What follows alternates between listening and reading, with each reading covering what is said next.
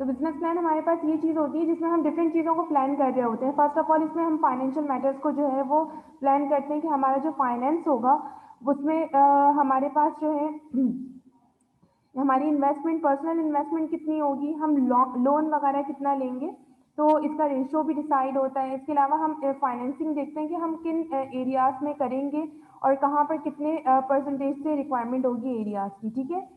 Second thing is the factors of production, ठीक है। Factors of production जैसे आपको पता है कि लैंड, लेबर, कैपिटल और इंटरप्रीनियोर्स को हम कहते हैं फैक्टर ऑफ प्रोडक्शन, जो कि किसी भी इन्वेस्टमेंट में बहुत ज़्यादा ज़रूरी होती है। कोई भी आप बिजनेस सेटअप करना चाहो तो सबसे पहले आपको लैंड चाहिए होगा, लेबर चाहिए होगा, कैपिटल चाहिए होगा और इंटरप्रीनियोर्स चाहिए होगी, ठीक है। तो हमने कैपिटल की तो बात कर ली यहाँ पर। अब हमें जो है डिसाइड करना होता है कि हम लैंड जो है या वो जगह जो हम बिजनेस के लिए स्टार्ट करना चाह रहे हैं तो वो जगह कितनी अप्रोप्रिएट है फॉर योर ओन बिजनेस, ठीक है, और expected business. Might be possible कि आप जो हो जो भी बिजनेस ओपन करना चाह रहे हो उसके लिए वो जगह फेवरेबल है कि नहीं है, तो आपको ये डिसाइड करना पड़ता है बिफोर स्टार्टिंग द बिजनेस, ठीक है। Third is labour. जैसे मैंने आपको प्रीवियसली भी बताया था ये बात कि लेबर वो चीज़ होती है कि आपको पता होता है कि आप जब रिक्रूट करने जाते हो तो आप उनको जज करते हो, ऑब्जर्व करते हो, उनकी सीवीज जो होती हैं, इनकी रिज्यूम, उनको देख के आप अंदाज़ा लगाते हो कि इस पर्सन का जो है ये एजुकेशन है और इसका एक्सपीरियंस जो है वो कितना है, ठीक है। और फिर उसके बाद आप रियलाइज करते हो कि ठीक है इस पर्सन को हमें जो है अपनी पर्टिकुलर स्पेसिफिक जॉब के लिए रखना चाहिए या नहीं, ठीक है। लेकिन समटाइम्स ऐसा होता है बेटा कि हमारे पास जब हम लोगों को उनकी रिज्यूम्स को देखते हुए और एक सिंगल मीटिंग के थ्रू जो है रख तो लेते हैं, लेकिन बाद में भी पता चलता है कि नहीं वो पर्सन जो है वो बहुत ज़्यादा जो है लेजी है या वो काम में जो है परफॉर्मेंस अपनी अच्छे से नहीं दे पाता।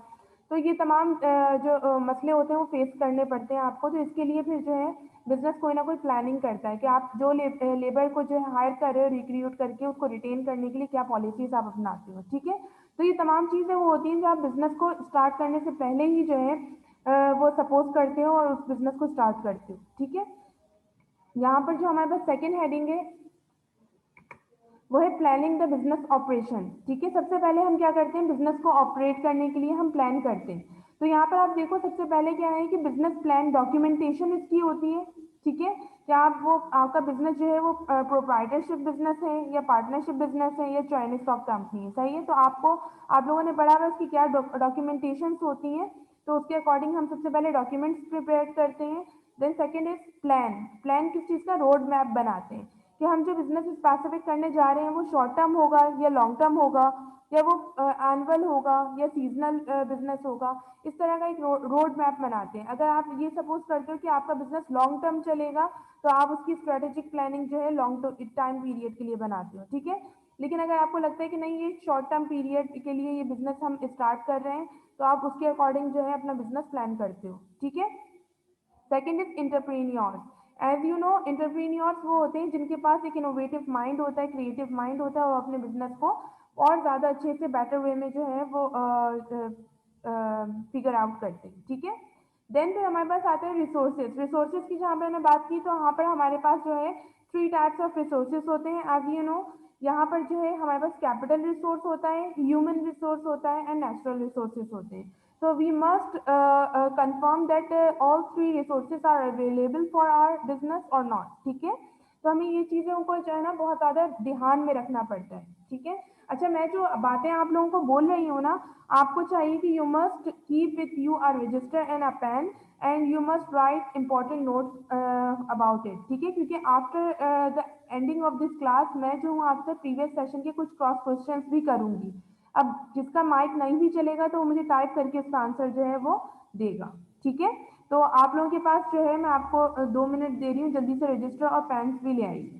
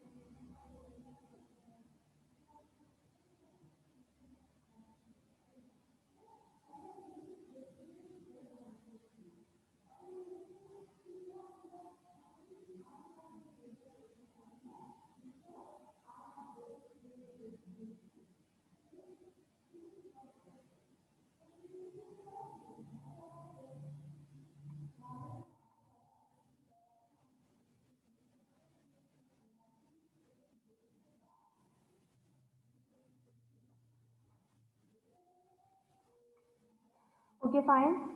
अब यहाँ पर जो है हमने रिसोर्सेज की जो बात की, तो मैंने आप लोगों को बताया कि 3 टाइप के रिसोर्सेज हमारे पास अवेलेबल होते हैं। ह्यूमन रिसोर्स होता है, कैपिटल रिसोर्स होता है, natural resources. As you know about the natural resources, जो रॉ मटेरियल है, आप बिजनेस जो प्लान करने जा रहे हो, स्पेसिफिक बिजनेस, तो उसके लिए आपको जो प्रोड्यूस करोगे जो पर्टिकुलर प्रोडक्ट, उसके लिए आपके पास रॉ मटेरियल अवेलेबल होना चाहिए इन योर कंट्री और इजिली अवेलेबल होना चाहिए, ठीक है, इन चीप प्राइजेस, ठीक है। अगर आपको लगता है कि आपका जो रॉ मटेरियल अवेलेबल तो है आपकी कंट्री में, बट उसकी प्राइसेस बहुत हाई हैं, तो आपको जो है इसमें इट में गिव यू लॉस, है ना। तो इसलिए जो है इन सब चीज़ों को आपको प्री प्लान करना चाहिए, आपको पहले देखना चाहिए। और समटाइम्स ऐसा होता है कि आपके ओन कंट्री में या आपके नियरेस्ट एरिया में वो रॉ मटेरियल अवेलेबल ही नहीं होता, और उसके लिए आपको हाई कॉस्ट बेयर करनी पड़ती है, ठीक है। तो you must concentrate on it. And then the second resource is about human capital resource. तो ह्यूमन कैपिटल रिसोर्स में हमारे पास लेबर फोर्सेस आ जाती है, ठीक है। लेबर फोर्सेस में क्या होता है बेटा, कि हम जो है हायरिंग जब करते हैं या रिक्रूटमेंट जब करते हैं, तो हम यहाँ पर जो है ना कि सिर्फ लोगों की क्वालिफिकेशन देख रहे होते हैं, बल्कि उनका एक्सपीरियंस और एक्सपोजर्स भी देखते हैं, ठीक है। And then we come to realise कि which person is suitable for the particular job, ठीक है, and then we place them in that particular job, ठीक है। लेकिन उसके बाद भी हमारा काम खत्म नहीं होता, क्योंकि हमें उनको मॉनिटर करना होता है। समटाइम्स ऐसा होता है कि बहुत high qualified degree along with the experience जो है, लोग जो होते हैं बहुत लेजी होते हैं, और वो बहुत ज़्यादा जो है काम चोरी दिखाते हैं, ठीक है। So in this sense, you also realize the loss in the future. So that's why to avoid this inconvenience, you have to select the people according to the requirement, and also monitor them in the duration of your operational activities, ठीक है। तो यहाँ तक तो बात हो गई planning the business operation की, कि इसमें क्या प्लानिंग होती है। अब यहाँ पर हम बात करेंगे बिजनेस प्लान ऑडियंसेस की, ठीक है, कि बिजनेस प्लानिंग में ऑडियंस कौन कौन सी होती है। तो फर्स्ट वन इज एम्प्लॉयज, ठीक है। जो एम्प्लॉयज होते हैं आपके पास, जो आपका स्टाफ होते हैं, वो ऑडियंस होती हैं। फिर इन्वेस्टर्स होते हैं, ठीक है, जो एम्प्लॉयर्स होते हैं, इन्वेस्टर्स होते हैं, वो होते हैं। इसके अलावा जो है हमारे पास लैंडर्स, लैंडर्स वो होते हैं जो कि आपको लोन प्रोवाइड करते हैं, ठीक है।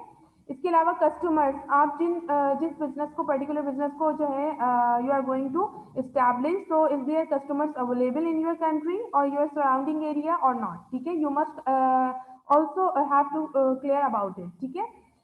The last one is adviser और कंसल्टेंट, ठीक है। अगर अगर सोचें कि आपका जो बिजनेस है वो सर्विस सेक्टर बिजनेस है, तो you must have an adviser and consultant, और you have need of it, ठीक है। तो आपको इनकी नीड होती है, एडवाइजर की है, कंसल्टेंट की।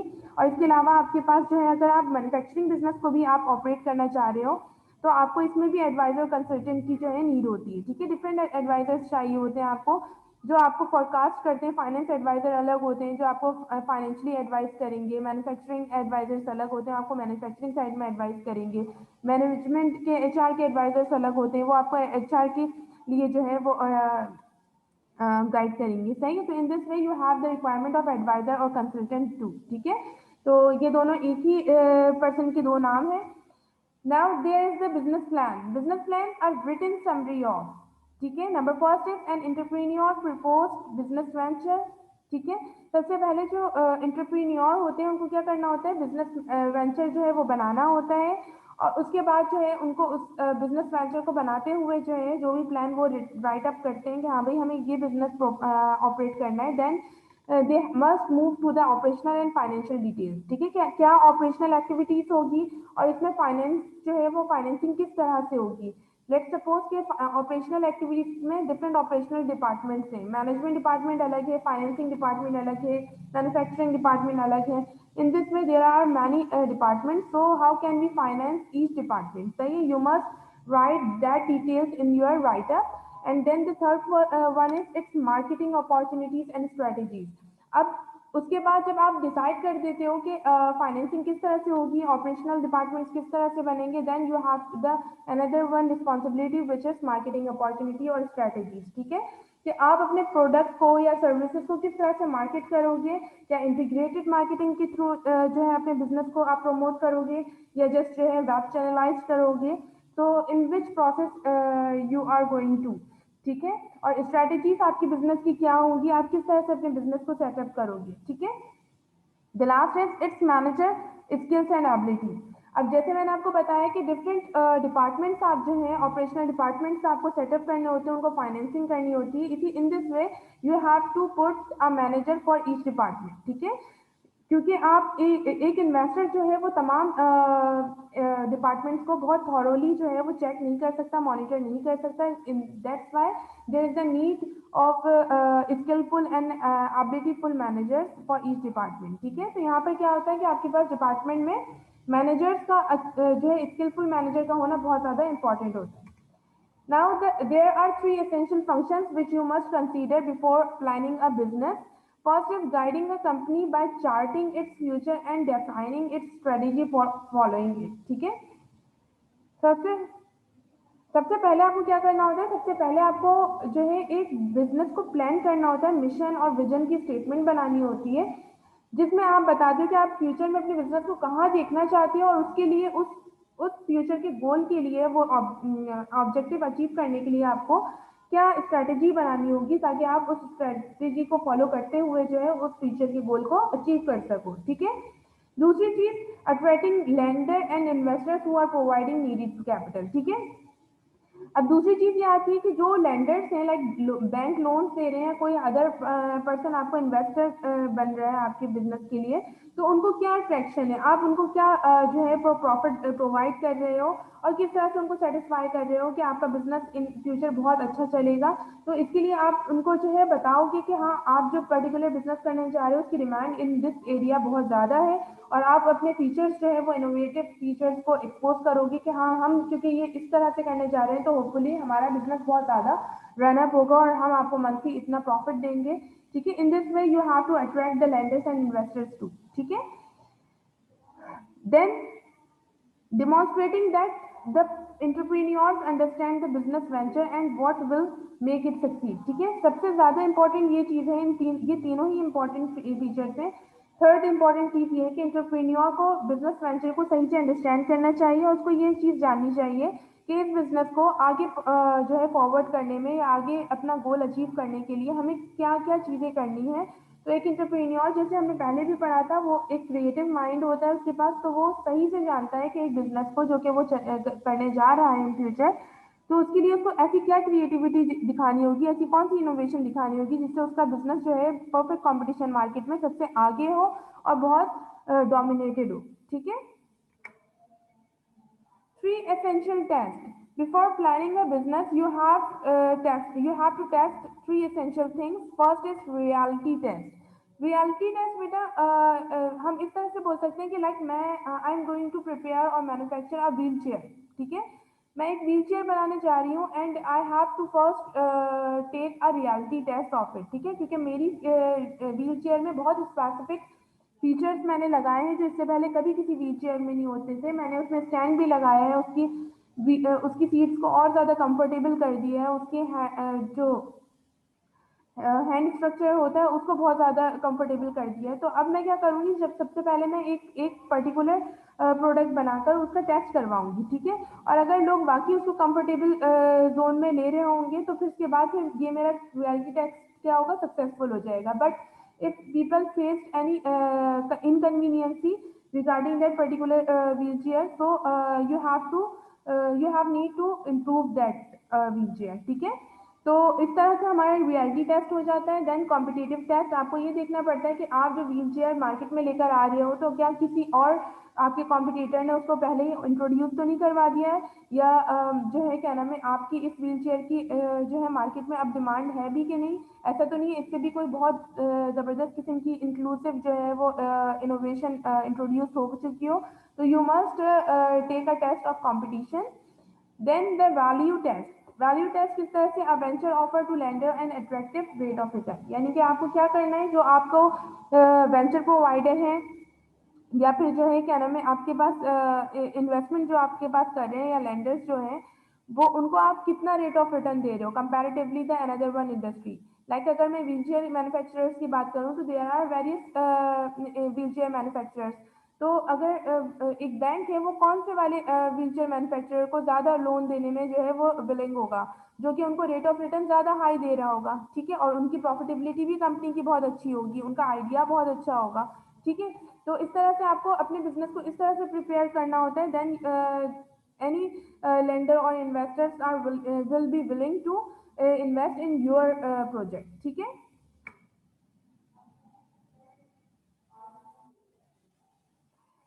Then there is a question that why take a time to build a business plan, ठीक है, कि एक बिजनेस प्लान जो है वो टाइम क्यों लेता है एक बिजनेस प्लान बनने में, ठीक है।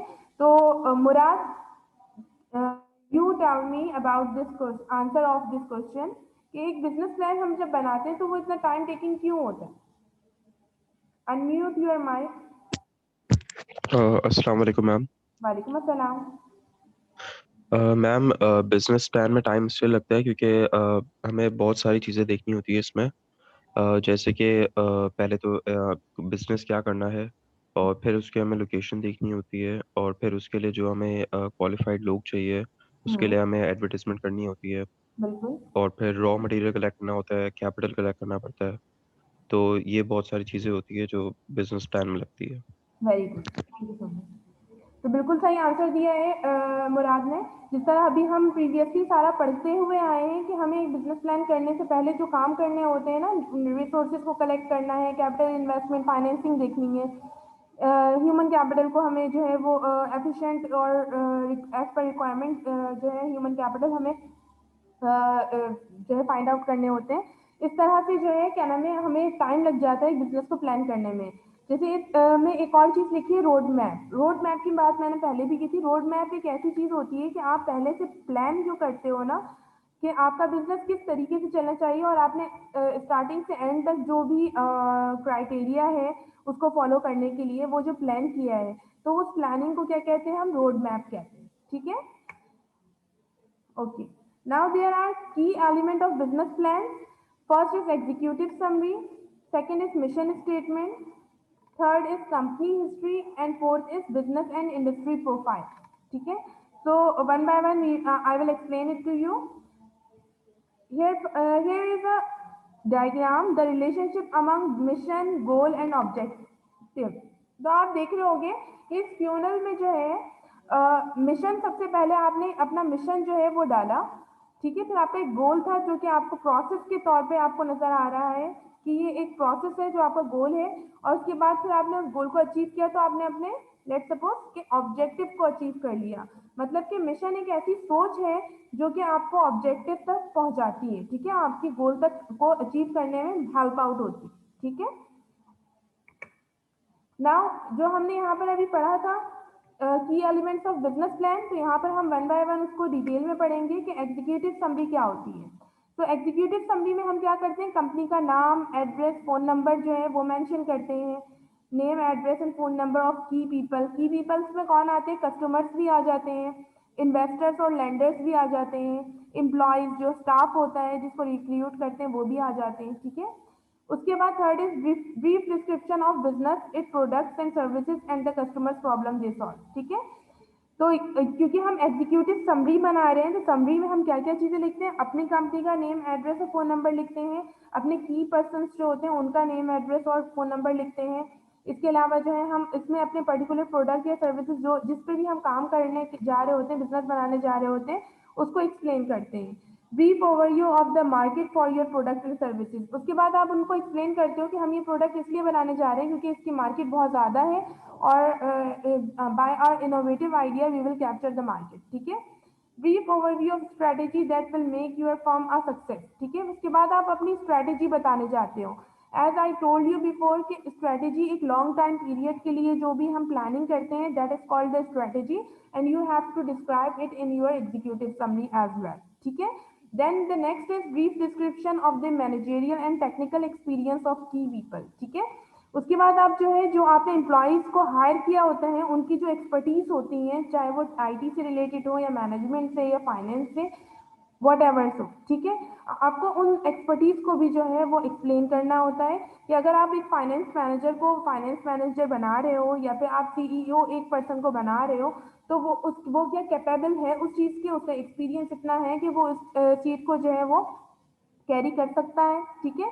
Then next is brief statement of financial request and how the company will be use, ठीक है। उसके बाद फिर आपको एक्सप्लेन करना होता है आपकी फाइनेंस फाइनेंसिंग को, कि आपने इक्विटी फाइनेंसिंग जो की है और डेट फाइनेंसिंग जो की है, तो उसका क्या रेशो है, और जो डेट फाइनेंसिंग कर रहे हैं आप, तो वो किस चीज़ों के थ्रू कर रहे हैं, तो you have to explain briefly it all, ठीक है।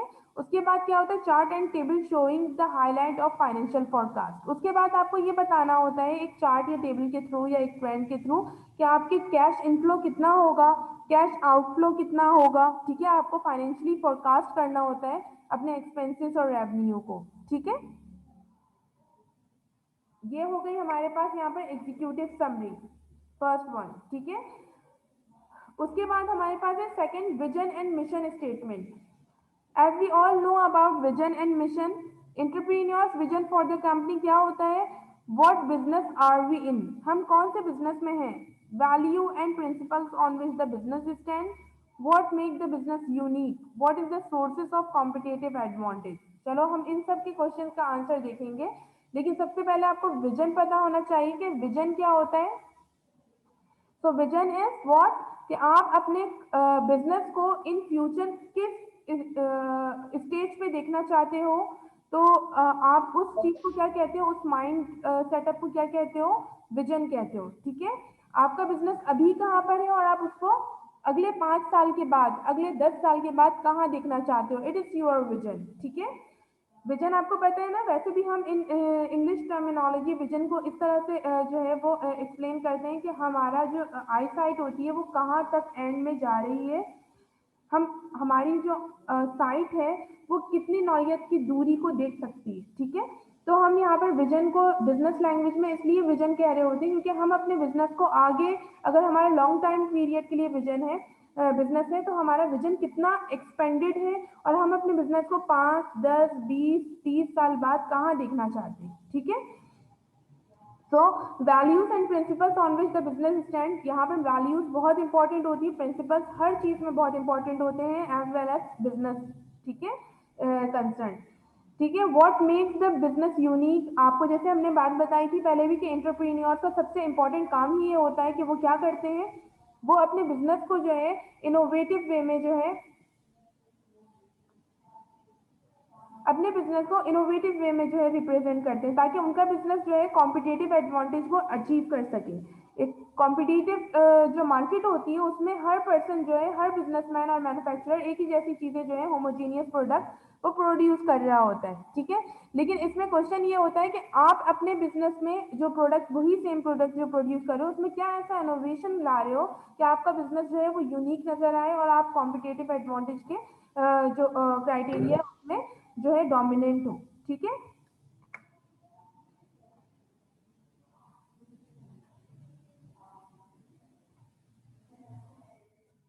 Then third is company history for existing business only, ठीक है। अच्छा, ये जो थर्ड क्राइटेरिया होता है ये एग्जिस्टिंग बिजनेस के लिए होता है, हमने इससे पहले एग्जिस्टिंग बिजनेस का भी कॉन्सेप्ट पढ़ लिया था बहुत पहले। तो इसमें ये वाला जो स्टेप है ये कंपनी हिस्ट्री का, वो इसलिए है कि अगर आप एग्जिस्टिंग बिजनेस को बाय करने जा रहे हो, ठीक है, तो फिर आप किस तरह से सोचोगे।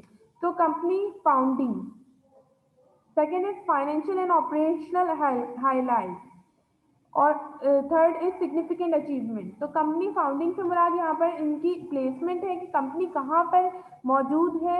आपको सबसे पहले ये देखना होता है कि उसकी एग्जिस्टेंसी जहाँ पर है वो आपको क्या प्रॉफिटेबिलिटी अचीव करने देगी।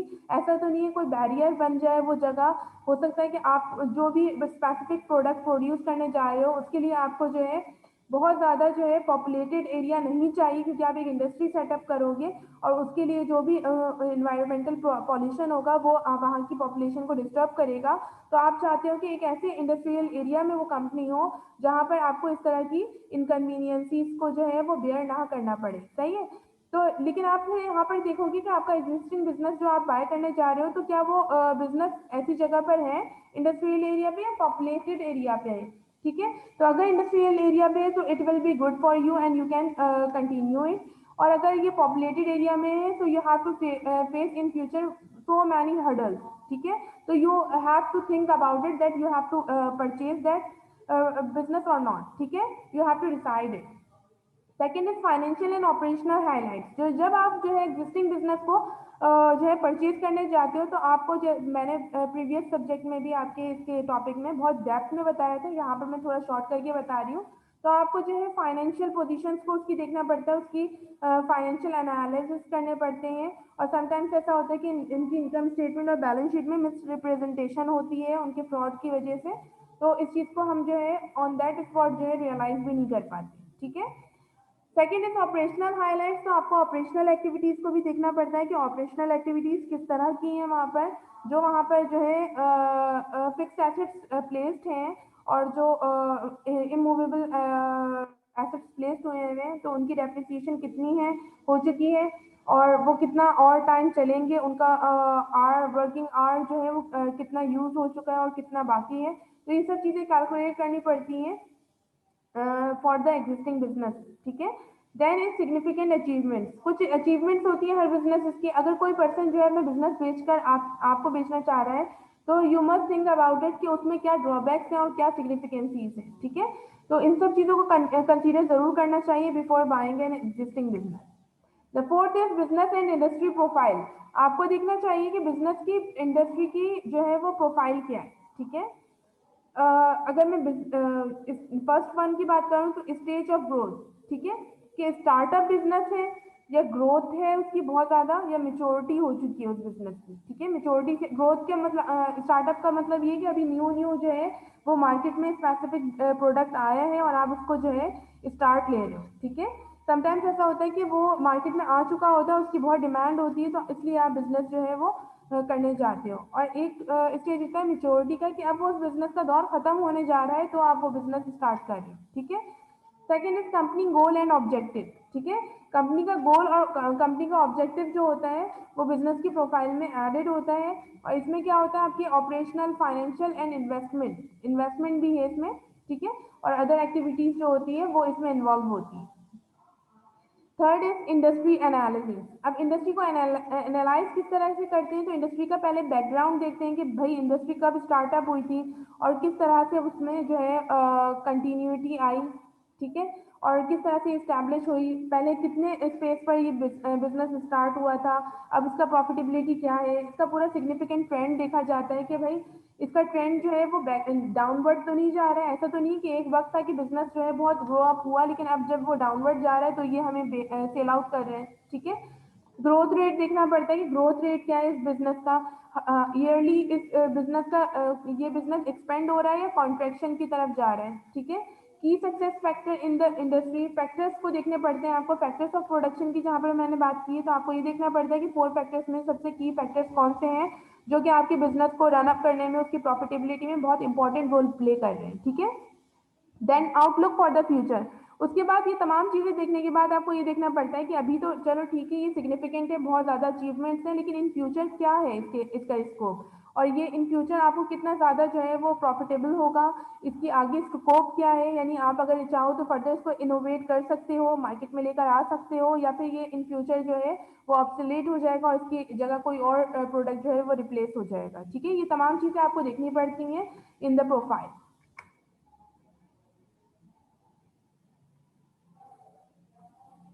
Fifth is business strategy. We all know about this strategy, design, image and position in the market. ठीक है। कि बिजनेस में उस बिजनेस की क्या इमेज है मार्केट में। ठीक है। शॉर्ट जो होता है एनालिसिस, ये S stand for strength, W stand for weakness. ठीक है।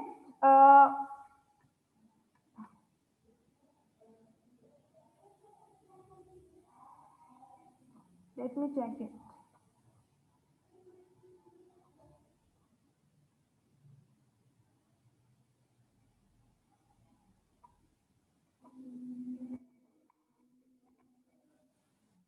थ्रेड था और O stand for I think opportunities. Okay fine. SWOT analysis जो होता है वो एक ऐसा एनालिसिस होता है जो किसी भी बिजनेस के लिए आपको करना पड़ता है जब आप उसको बाय करने जाते हो। ठीक है। या फिर उसको आगे जो है वो बनाने जा रहे होते हो, सेटअप करने जा रहे होते हो। ठीक है। तो इसमें क्या होता है आपके पास, आपको ये 4 चीज़ों को एनालाइज करना होता है। लिख लीजिएगा ये। Strength, S for strength, W for weaknesses, O for opportunities and T for threat. ठीक है।